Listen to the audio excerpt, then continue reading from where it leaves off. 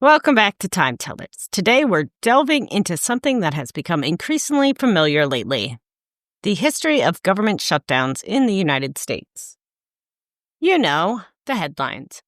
Congress fails to pass spending bill, or non-essential services grind to a halt, or workers furloughed. But what's really behind these shutdowns? Who calls the shots? And what happens when the lights in Washington go out? And let's be real, this isn't just about presidents wagging their fingers at Congress.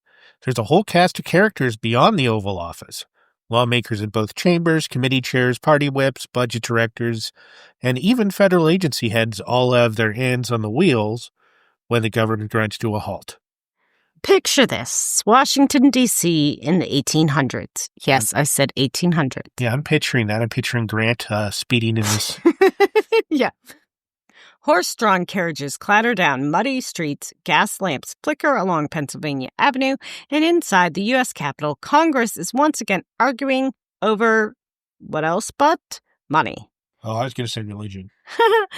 Budgets were late, appropriation bills stalled, and tempers flared. But here's the difference. The government never actually fully shut down. No barricaded parks, no furloughed clerks, no headlines about non-essential workers. Even if Congress dragged its feet, federal offices stayed open. Officials continued to work under the assumption that funds would eventually be made available. That's because the rules were different. The Anti-Deficiency Act of 1884 made it illegal to overspend without appropriations.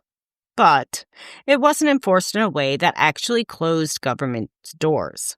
In the 19th century, a budget fight meant political drama, not shuttered agencies. So before the modern era, America had its share of physical showdowns, but never an actual shutdown. That story doesn't begin until 1980. And it's fiscal, not physical. Well, they had a few physical shutdowns. Not fiscal. Physical? Yeah, not physical. Fiscal. Which physical? Fiscal is the money. Physical is the fisticuff. Oh, speaking of money. I don't know what you're talking about. The money you owe me? What? Where's my money? Where's my Help! money? I'm being assaulted. Where's my money? Police! Where's my money? What were you going to be threatening me with a monster? No. What? Before the 1980s, if, as we said before, Congress missed a funding deadline, the government limped along. Agencies kept the wheels turning with a wink and a nod, often assuming, again, Congress would eventually pass the funding bill and cover the expenses retroactively. But then, in 1980, Attorney General Benjamin Civiletti issued a strict interpretation of the Anti-Deficiency Act. I wish there was an Anti-Deficiency Act in the government. That could solve a lot of problems. Yeah. His opinion said federal agencies could not spend money without appropriations, period. Not a promise to pay later after they figured their stuff out. And they had to halt non-essential operations. And that's when the word shutdown really entered our vocabulary. Before Civiletti, a lapse was an inconvenience. After Civiletti, it became a constitutional crisis in miniature. Exactly. The first real test came in May of 1980, when the Federal Trade Commission literally had to shut its doors for a day. The Washington Post referred to it as a bureaucratic oddity, after about 1,600 employees were suddenly furloughed. Imagine showing up for work one morning only to find out you legally weren't allowed to do your job, especially considering this had never happened before. Can you sue them over that? I don't think so. How not? I don't know. I'm not a lawyer. Are they above normal labor standards? It is the federal government. I don't know. Especially in the 80s. I don't know. But now we know they're above any kind of standard. Yeah. Wait, standards? Government? Can we use those two words together? Kind of an oxymoron going on there. Can you explain to our listeners what that is? It's one of those two morons. Opposite things that cannot be happening at the same time. Oh, I thought you were talking about the oxen in Oregon Trail. Wrong episode. You mean you're not a banker from Boston that's going to pay me finally? No, any bankers. That's set the president. No, precedent, not president. Same thing. No, No, it's not. Okay, go ahead. I'm sorry I used a word that the president cannot say. Go ahead. What's so funny? Nothing. What I'm about just looking at my acetaminophen? computer. What? I'm just looking at my computer waiting for you to say Hey, do you have any bye. acetaminophen? I don't know. But I have some Tylenol. You can't have that. Boom. That's illegal now. That is not true. I've been stocking up on it. I'm ready for the black market of it. You're going to make a fortune. Kind of like I did with Beanie Babies and hand sanitizer and toilet paper. Oh, my God. Right from the Yes. back room at Walmart. Yes. That set the precedent. When Congress fails to fund, the executive branch can't function except for essential workers like air traffic controllers, military personnel, and emergency responders. The few air traffic controllers that are still working. And I am curious about the emergency responders. Are there federal emergency responders? I mean, FEMA, maybe. Maybe. Yeah, is that what that is entitling? I mean, FEMA or like... I don't remember this. What are the people that, like the hazmat, like CDC? Like, would those be considered? Well, we know the CDC, never mind. Yeah, but are they considered emergency responders? Like, or like, there's federal bomb squads. Yeah, but they're part of the ATF or FBI. Yeah. So, like, those agencies are still... I mean, I'm sure the people in those agencies that are getting furloughed, but... Yeah. One of the early messy fights came in 1990 when President George H.W. Bush found himself at odds with Democrats in Congress. Shocker. Bush had campaigned on no new taxes. Also a shocker. But soaring deficits forced him to consider raising them. The standoff led to a 3-day shutdown in October. Smithsonian museums, national parks, and even some processing at passport offices closed their doors. The New York Times ran the headline, "Government Closes Its Doors Over Budget Dispute," making it clear the public was caught in the middle of a Washington power struggle. However, I do like that the Washington Times ran the headline and didn't specify whose fault it was. Yeah. That's speaking nice. of whose fault it was, did you see all those government websites that are... Yeah, that is ridiculous. That is... Yeah, that's not even close to factual. That we can't, like, literally I watched a video today that was a college professor and he was like, I had to tell my students that they can no longer use .gov as reliable fact because .org, .gov have always kind of been like, if you can find it on those websites, they are generally sourced as reliable. That's no longer the truth. Yeah. Wikipedia is more accurate. The most famous early shutdowns came during the Clinton era. In 1995 and 1996, Clinton and House Speaker Newt Gingrich clashed over Medicare, education funding, and environmental regulations. The results? 2 shutdowns. The first lasting 5 days in November, and the second stretching a remarkable 21 days into January 1996. 21 days. At the time, that was unprecedented. Why do you keep making me say? About 284,000 workers were furloughed. Nearly 500,000 were told to keep working but wouldn't see a paycheck until later.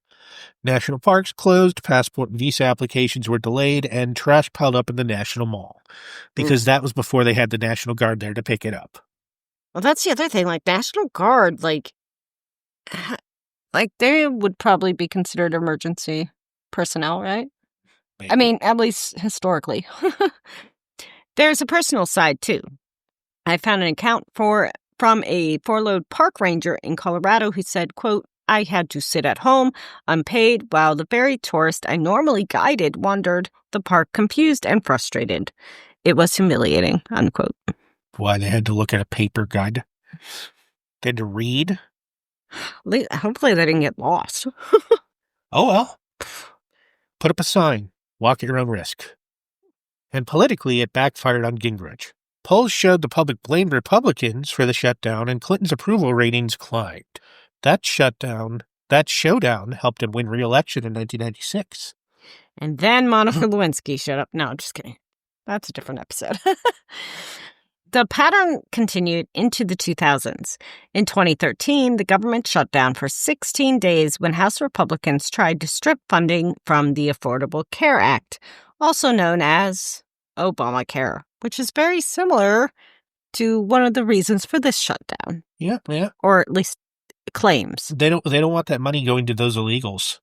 Yes, because illegal immigrants get insurance. Yes, they do. No, they don't. Like, literally, as far as I know, and I'm not a lawmaker or lawyer, the only medical assistance illegals get is like if they show up at the emergency room on death's door. That's the same thing that they do for anybody who doesn't have insurance. Yeah. And it is literally, they can't refuse. They just have to take care of you and try and save your life. And deal with the paperwork and the money issues afterwards because they are doctors and it's a Hippocratic oath and we need to care more about people's lives than the money. Yeah. Yeah. Anyways, off my soapbox. I'm looking for your soapbox. Your turn. I remember reading S&P's estimate that shutdown cost the economy about $24 billion, cutting quarterly growth by 0.6%. Beyond the numbers, it was a chaotic scene. USA Today reported on families lining up at food banks, federal scientists forced to stop the research mid-experiment, and veterans turned away from closed memorials. Then came the big one. 2018 into 2019. President Trump insisted on a $5.7 billion for the border wall. But I thought Mexico was going to pay for it. That's what his campaign promised. That's what he promised, personally. But yeah, as part of his campaign. That's what I was saying. Democrats in Congress refused. The stalemate dragged on for 35 days. And this was the most extended government shutdown in U.S. history and hopefully remains that way. So far. Nearly 800,000 federal employees were either furloughed or forced to work without pay. TSA agents started calling in sick because they couldn't afford gas to drive to work. Air traffic controllers staged protests. Airports faced massive delays. Food safety inspections lagged. The Congressional Budget Office pegged the cost of $11 billion, of which $3 billion was permanently lost. The New York Times quoted a furloughed worker in Virginia as, quote, "I was forced to decide between paying my mortgage and buying groceries. My kids thought I was on vacation. I had to explain I wasn't getting paid," unquote. The shutdown ended not because either side won, but because pressure from the public and business leaders grew unbearable. A temporary funding bill reopened the government without wall money, proving how high-stakes brinkmanship can collapse under its own weight. Yep. This is where the public can show its power. Mm-hmm. I can think of a few other ways, too. So when we say shutdown, it's not like every single government office goes dark, right? Correct. Essential services such as the military, Social Security, and air traffic control, which apparently is very important. No, it is very important, but it's just so funny because we keep mentioning it. Continue to operate. But non-essential services stop cold.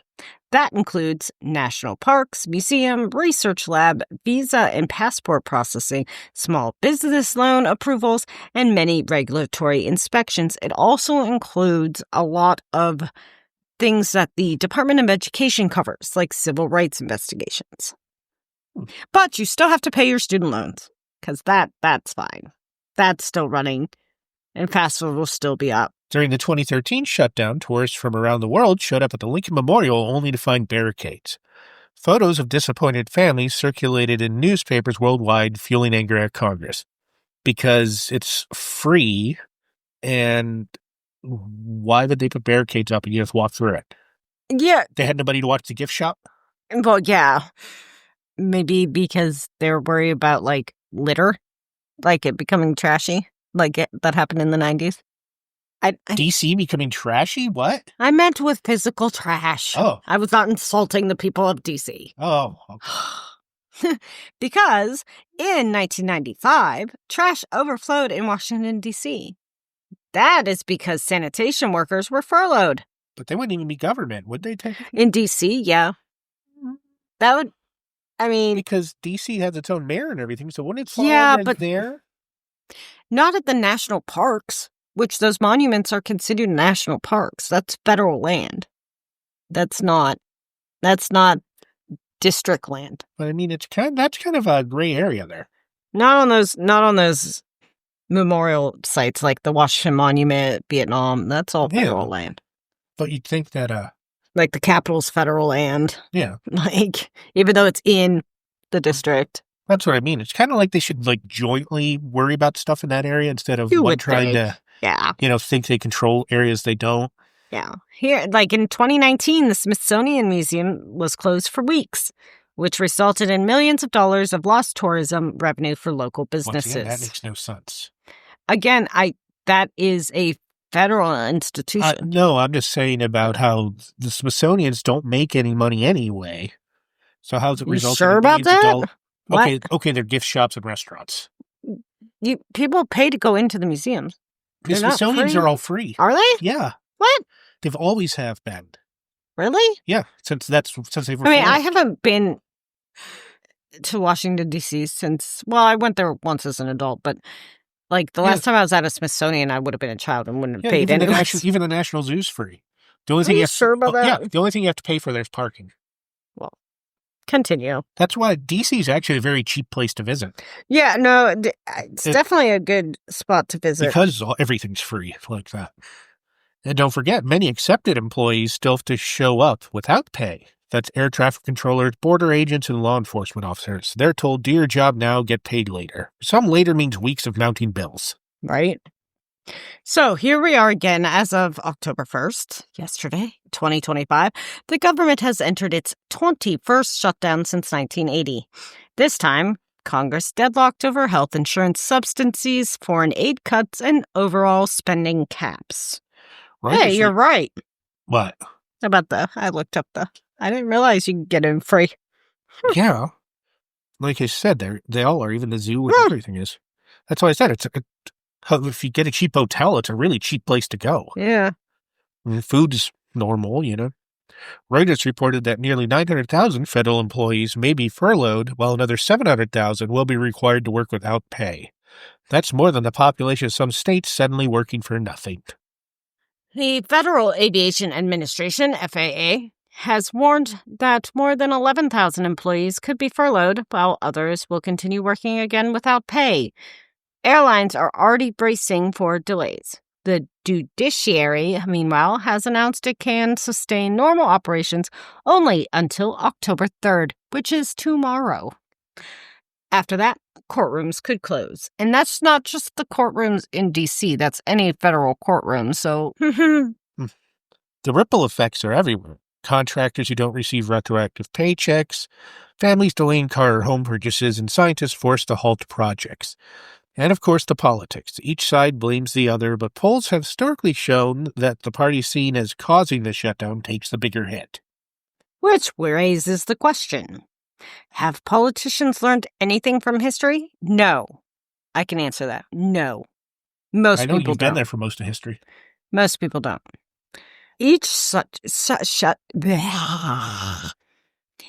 shutdown brings economic damage, personal hardship, and public frustration. Yet the tactic continues to resurface as a bargaining chip in the high-stakes game of national politics. Shutdowns are a uniquely American spectacle. Other nations designed their budgets to prevent this exact scenario. What?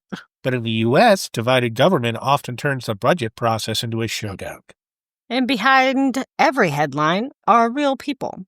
Federal workers skipping paychecks, travelers locked down in national parks, businesses losing contracts, because some of these businesses have contracts with the federal government.